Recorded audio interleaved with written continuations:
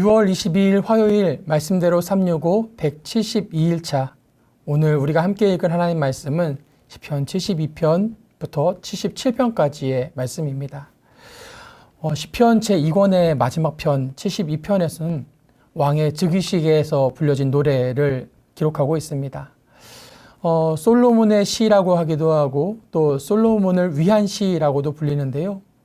새로 즉위한 우리의 왕이 정말 공의와 정의를 실천하고 가난하고 연약한 사람들을 돌봐주고 이 나라와 민족이 풍요롭고 강성한 나라를 이끌어주기를, 그런 바람들을, 그 백성들의 마음을 시편이 담고 있습니다. 이 시편을 읽어 내려가다 보면은 자연스럽게 우리 마음에 연상되는 분이 있지요. 바로 예수 그리스도이십니다. 시편 72편은 우리에게 정말 주님께서 다스리시는 삶, 주님의 통치가 임하는 가정과 교회, 그런 나라와 민족을 다시 꿈꾸게 합니다. 의인의 고난과 또 악인의 형통은 사실 성도들에게 오랜 숙제처럼 여겨집니다. 어떻게 머리로는 우리가 이해가 되지만 그 현실을 우리가 받아들이기는 어려울 때가 참 많이 있는 것 같습니다.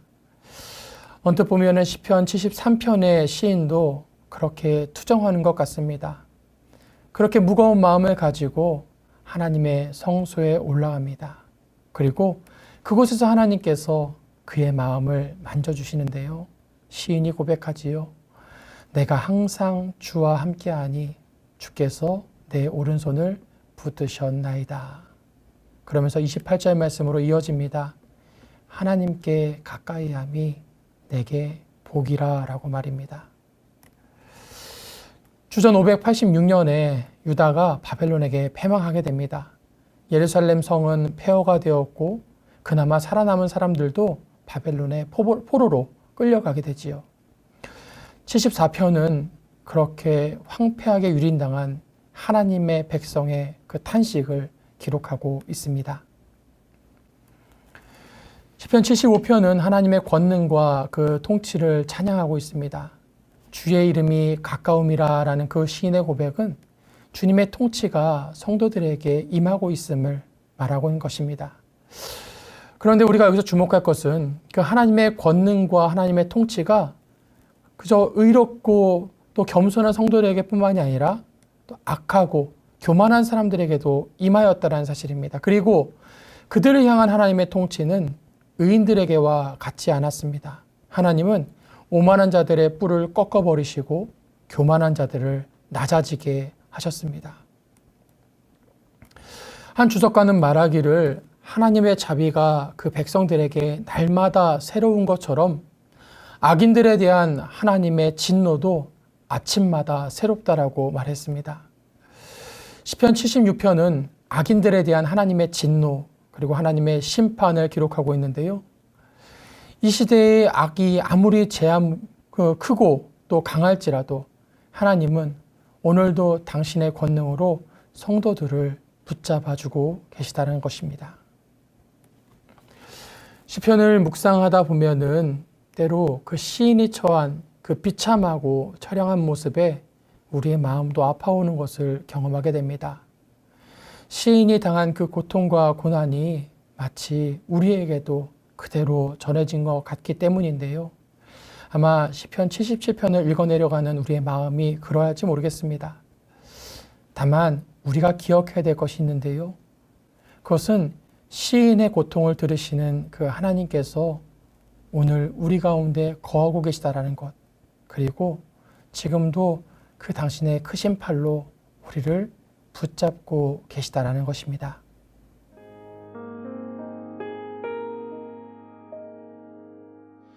(6월 22일) 화요일이 되었습니다. 오늘 함께 묵상하실 말씀은 시편 73편 28절입니다. 하나님께 가까이함이 내게 복이라. 내가 주 여호와를 나의 피난처로 삼아 주의 모든 행적을 전파하리이다. 아멘. 73편은 다윗 시대의 찬양 사역자였던 아삽의 시입니다. 시편에는 아삽의 시가 모두 12편이 포함되어 있습니다. 그런데 그 중에서도 이 73편을 읽으면 세상의 부조리, 그리고 악한 자가 형통한 것에 대한 시인의 분노를 찾아볼 수 있는데 마치 하박국서를 읽는 듯한 느낌을 가지게 됩니다. 여러분, 그의 분노와 탄식이 2절과 3절에 나오고 있지요. 나는 거의 넘어질 뻔하였고 나의 걸음이 미끄러질 뻔하였으니 이는 내가 악인의 형통함을 보고 오만한 자를 질투하였음이로다.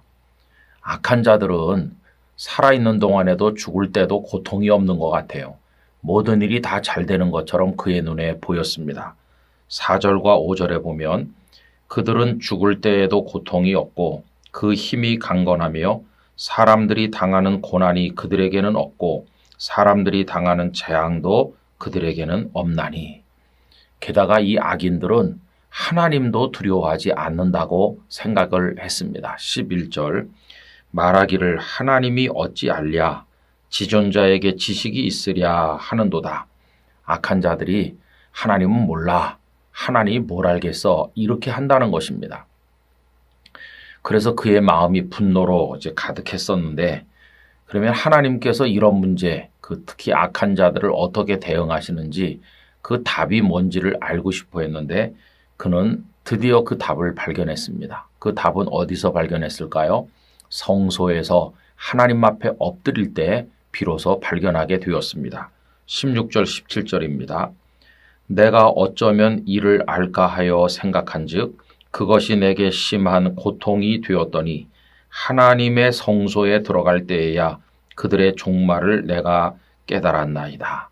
성소에 들어가서 하나님 앞에 엎드렸을 때 하나님께서 그들을 어떻게 대응하실 건지, 악인의 종말이 무엇인지 비로소 깨닫게 된 것입니다. 그럼 여러분, 하나님은 악인을 어떻게 대응하실까요? 한마디로 말하면 하나님께서 심판하십니다. 18절과 19절을 읽겠습니다. 주께서 참으로 그들을 미끄러운 곳에 두시며 파멸에 던지시니 그들이 어찌하여 그리 갑자기 황폐되었는가. 놀랄 정도로 그들은 전멸하였나이다. 하나님께서 악인을 용납하지 않으시고 심판하신다는 걸 알게 되었을 때 그때서야 이 아삽의 마음이 평안해졌습니다. 그럼 이제 할 일이 뭘까요? 자신은 하나님을 찬양하고 섬기는 사람이니까 하나님께 가까이 가서 하나님을 높이고 하나님의 위대하심을 선포하는 것만이 자신이 할 일이라는 사실을 깨닫게 되었는데 그게 바로 오늘의 본문이 되겠습니다. 하나님께 가까이 함이 내게 복이라. 내가 주 여호와를 나의 피난처로 삼아 주의 모든 행적을 전파하리이다. 악인들 때문에 분노하고 화를 내고 이렇게 할 것이 아니라 하나님께서 다 알아서 심판하신다. 이렇게 하나님께 맡기고 하나님께 가까이 가서 하나님의 품을 피난처로 삼아 살면서 하나님을 찬송하고 그 영광을 선포하는 것만이 자신이 할 일이라는 걸 깨닫게 된 것이었습니다.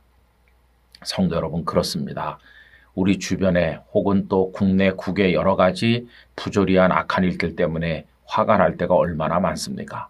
그러나 여러분, 인간적으로 대응하려고 하지 맙시다. 하나님께 맡깁시다. 하나님이 계시지 않습니까? 하나님께서 때가 되면 심판하시고 하나님의 공의와 하나님의 뜻을 이루어 나가실 것입니다. 그 하나님께서 역사하고 계심을 인정해야 됩니다. 하나님께서 개입하실 것을 믿어야 됩니다. 여러분, 그것이 하나님을 경외하는 자들의 태도입니다. 하나님을 마음에 모시고 그저 하나님께 가까이 나가면서 하나님을 의지하면 하나님께서 모든 일을 당신의 뜻대로 이루어 가실 것입니다.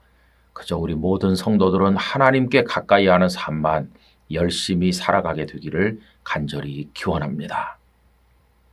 하나님 아버지, 아삽의 분노가 곧 저희들의 분노입니다마는 그러나 그 모든 사안에 대하여 인간적으로 대응하지 않게 하여 주시옵시고 공의로서 개입하시고 심판하시는 하나님의 손길에 모든 것을 맡기고 하나님께 가까이 하여 하나님의 품을 피난처로 삼아 살아가면서 하나님만을 높이고 찬송하게 하여 주시옵소서. 하나님, 우리 사회의 어두움을 벗겨주시옵시고 하나님의 뜻을 이루어 주시옵소서. 예수님의 이름으로 기도드리옵나이다. 아멘.